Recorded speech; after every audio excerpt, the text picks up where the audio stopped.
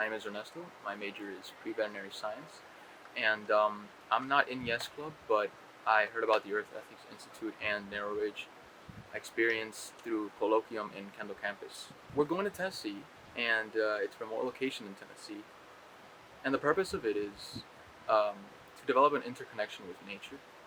And when you live in Miami, it's hard to live interconnected with nature, so going away to a remote location, remote lodge, where the only thing that can sustain you is the place you're living in, is it's going to be an interesting experience. It's something that I've wanted to do my entire life, and it's something that I'm working towards doing in my adult years too. And it was kind of a perfect experience, a perfect opportunity to test and trial these habits um, in a place where I'm safe and it's not gonna go badly, because I do want to live the rest of my life living off nature, off the grid, relying on myself and relying on myself to take care of my family. So by living like this, it's a perfect opportunity. So I said, of course I'm going to take it. I thankfully grew up without a lot of technology. My family didn't grow up very rich; we were poor.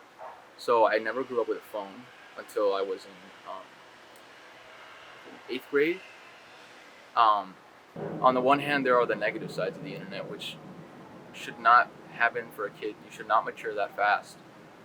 And on the other side, I've learned countless things. I mean, I would never have wanted to live like how I want to if it wasn't for the internet and the exposure that I've gotten. But I attribute having the internet, full access to the internet, as having all the knowledge of the human experience in your hand without the trial and error that comes with learning that experience. So by granting someone that much experience without actually making the mistakes to get the knowledge, it's a door that you don't want to have opened.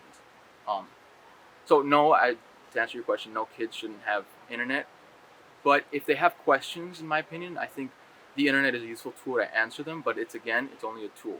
That's all it should be, and that's all it should ever be.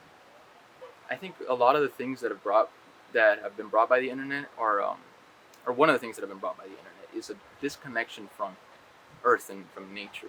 Um, Especially with the Industrial Revolution, I think humans have walked away from living out there and realizing that we are part of this world and not a separate part. We're not aliens, like a lot of people theorize. We're not from another world.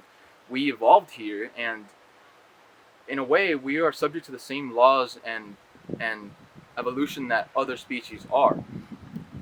However, our evolution has brought about a lot of negative stuff. Like, we are very, very good at exploiting our environment for our benefit.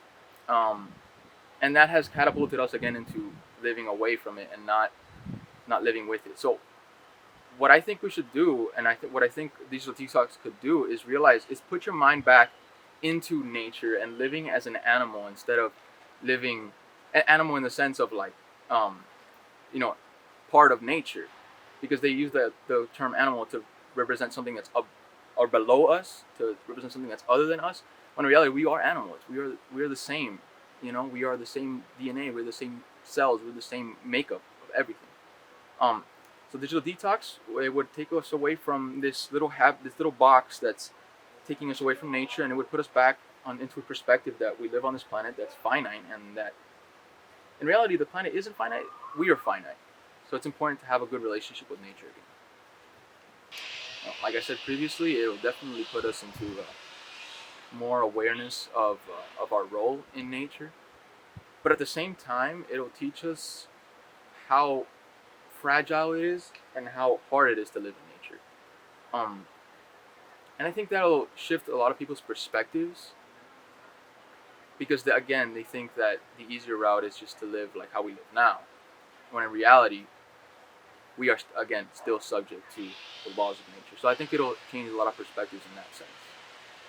I really want to see Tennessee. I've never been outside of Florida except for when I was born in Cuba, but I came here at 4 years old. I wasn't really able to experience much of the natural world of Cuba. So I really want to explore some other place. I want to see what fauna it has to offer, what flora. I've never seen a mountain in real life, so I want to see a mountain. And nature. I just want to see nature. I do want to live like this It is a dream of mine. So this is a trial. This is a small trial to see if it'll actually work out and if it's actually possible. This is I hope this is my future. I hope this is how I can live. Because it's always been a dream of mine.